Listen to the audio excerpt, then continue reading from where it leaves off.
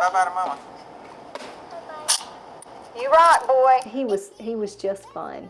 He was fun as a husband and fun as a daddy. I love this picture. It's often said for victims of a tragedy, there's life before. I bet we were 20 in that picture. And after.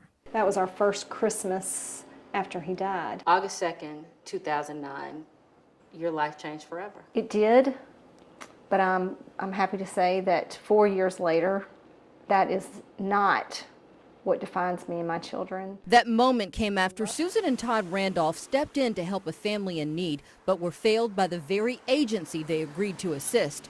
A double murder-suicide in the small town of Dyersburg. The man who did it, Chris Milburn, a neighbor and friend. It was probably close to 7 o'clock about that time, and I sat in the rocking chair and was reading a magazine, and Todd was just leaning over on the truck, and we were chatting. And that's when he walked up? Yes.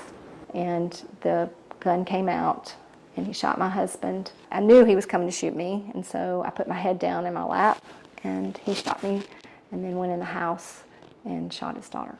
Milburn then walked away and killed himself. Susan was airlifted to the med. She is the sole survivor. It was being said it was just a tragedy, and that it really wasn't anything that could have been avoided. And in my mind, I did not necessarily agree with that. The Randolphs had agreed to watch Milburn's 15-year-old daughter over the weekend. The teen had run away and told police and the Department of Children's Services her dad was abusing her both physically and sexually.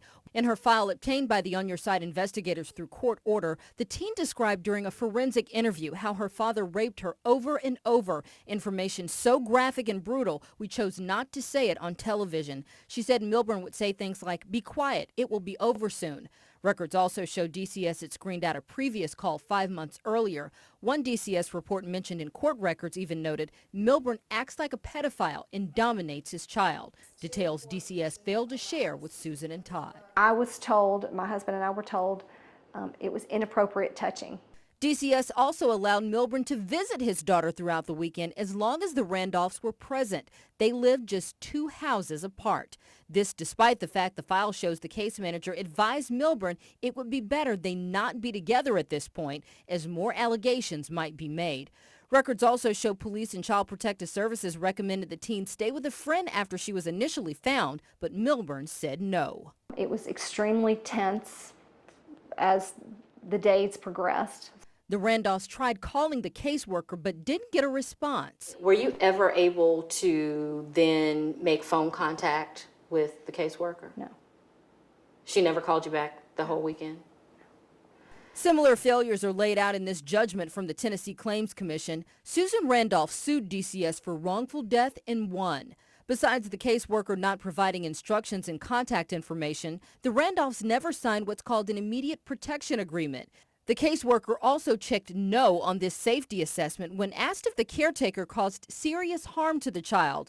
The commission found DCS was negligent and contributed to the cause of Todd and the teen's death and Susan's injuries. She's breaking her silence for victims, she says, who don't have a voice. If those of us who know and don't tell, don't speak up, then how do we think anything would ever change? From greater transparency and policy changes to developing better partnerships with caregivers. Commissioner Henry, my name is Susan Randolph. Susan even taped a message for DCS Commissioner Jim Henry. What I'm interested in is not pointing fingers or going on a witch hunt. I'm interested in change and change for our children. As for Randolph and her own children, Kaylee and Luke, she says they simply take it day by day. Some days we'll do it better than others, but we'll get back up the next day and we'll do it again. Okay, I won't. Forever reminded to be thankful and make the most of each day. That's the legacy that my husband leaves to my children, is that that's the way he wanted to live his life, and that's the way he would want them to live their lives.